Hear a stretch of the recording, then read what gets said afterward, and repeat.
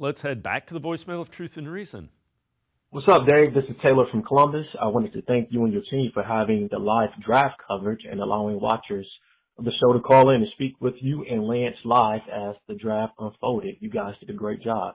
Concerning the Brown selection, maybe they weren't exactly what we wanted as fans, but overall, we had a great draft, especially with the first round pick we get from the Jags next year. I'm a little disappointed that we didn't get a safety. I think that's a position of need, and there were quality safeties that could have been drafted.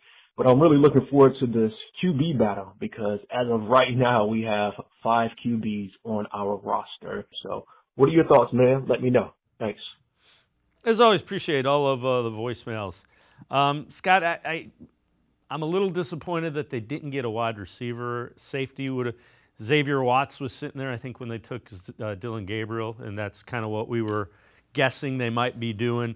I see kind of everything.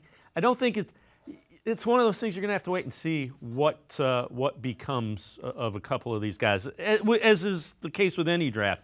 What did you think of the trade back from 2 to 5? I'm curious of your thoughts of that one. Yeah, I liked it. I think it caught some people off guard, at least when the rumblings really started to heat up that afternoon. But thinking back on it, and we've talked about it, that's their default. The Browns organization, the default is to trade down and acquire more picks. And I completely understand that philosophy, but the buzz around Travis Hunter just kept heating up that it felt like it was going to happen. But early in the draft process, I remember writing multiple times, or they could trade down and draft a guy like Mason Graham. Like, it was always in play. It just felt less likely the closer we got to the draft. And maybe obviously I should have, kept bringing that up as a possibility because they would like to do that. And I think they might have been surprised that they were able to get a 2026 first round pick.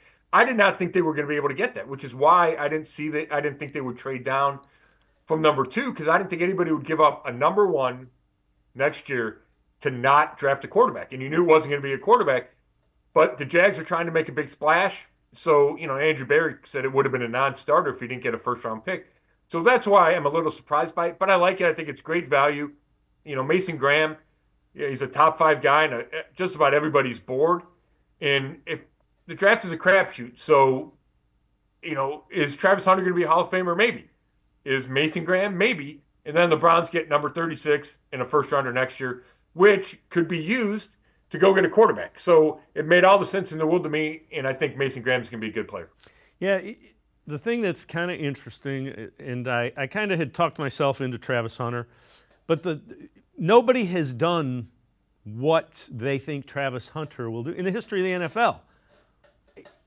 At some point in time, it doesn't mean he can't, but do you want to bank on that at number 2? Because I don't think if he's only a wide receiver or a cornerback, he's probably not number 2. Yeah, that's a great question. I agree. He would have had to play both ways, or will for the Jaguars, have to play both ways, certainly to make that trade worth it, right? Because not only are they taking him at number 2, they gave up everything they gave up. I think you need him to be a two-way player. I think it would have been incredibly fun to cover him and everything that goes into that experiment, the meetings he has to go to, how they split his practice reps, how they juggle it between offense, defense, all of it. I think it would have been really fun to cover, and I think it would have been exciting for fans, which is why I think the initial reaction from a lot of fans is, why are they doing this? They had bought in to Travis Hunter and the Travis Hunter experience. But, I think you make a great point. You need to see him do it. He's 188 pounds. So is he going to be able to handle the wear and tear? Like, those are legitimate questions. And again, we don't know if he's going to be great. I think he's going to be great, but you never know. You don't know about Mason Graham. It just made sense to make that trade. Yeah, I guess what I'm getting at is, if you throw in the first-round pick, I'm not willing to bet that he can do something nobody else has ever done.